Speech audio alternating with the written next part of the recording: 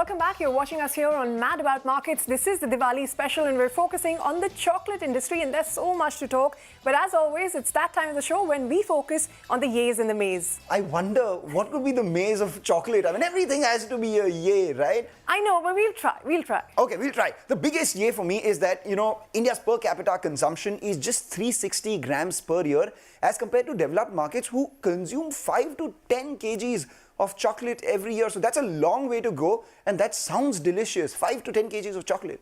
Yes, it is. But what is the size of that pie? Because the urban market is really saturated. It is a Bharat opportunity where players will now have to go to expand. The Bharat opportunity is where everyone else is going as well. We've heard from Mondelez, Mars, all of them looking to expand in rural areas to maintain growth and increase their penetration.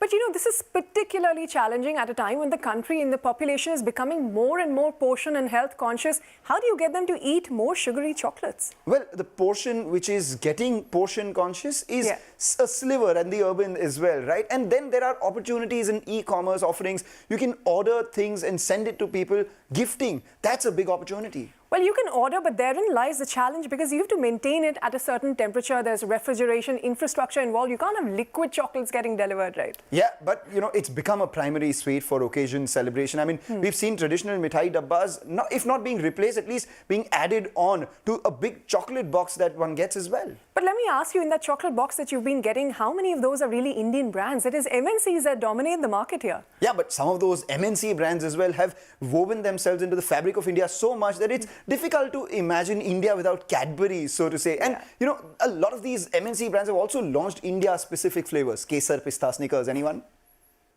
Well, we talked about what works and doesn't work for the industry, but I guess the biggest question still remains for a growing health-conscious population. How do you, Kalpesh, for instance, drive the growth from 300 grams per person to 2-3 kilos? How will you get them to consume more and drive this penetration?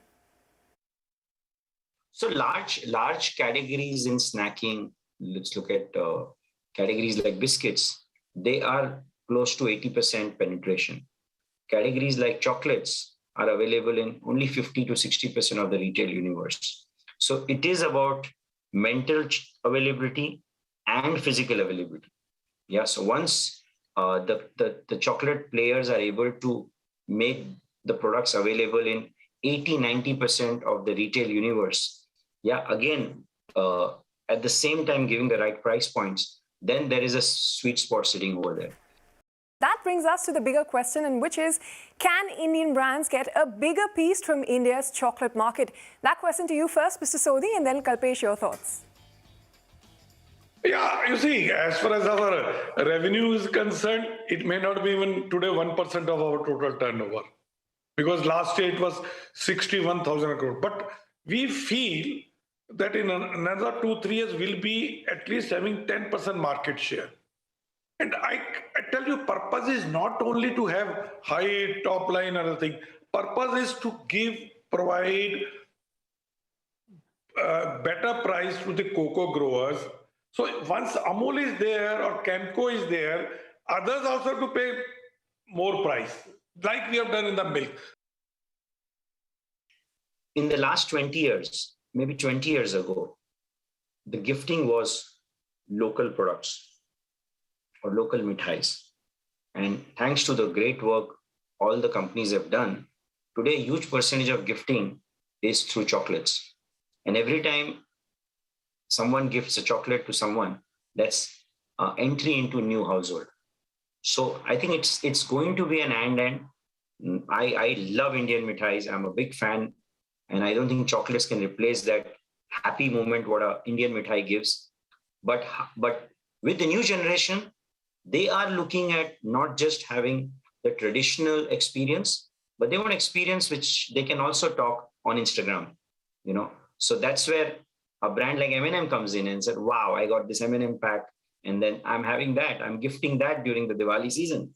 And that's where the category would grow. Having said that, from a 20-30 year lens, I believe both will coexist. But the millennials, Gen Zs, might be more comfortable with these international experiences or local experiences which they resonate with. So both will exist, but again, packaged confectionery products will do very well from a long-term or a medium-term perspective.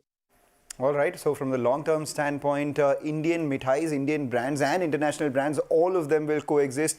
It will, so long as people like Ritu and me continue to eat all those sweets. But thank you, Mr. Sodhi, Kalpesh, Vikram, for joining us and giving us your perspective on the chocolate market. I think they whetted our appetite enough for us to just go grab a bite of chocolate. Thank you. And you all have a happy Diwali.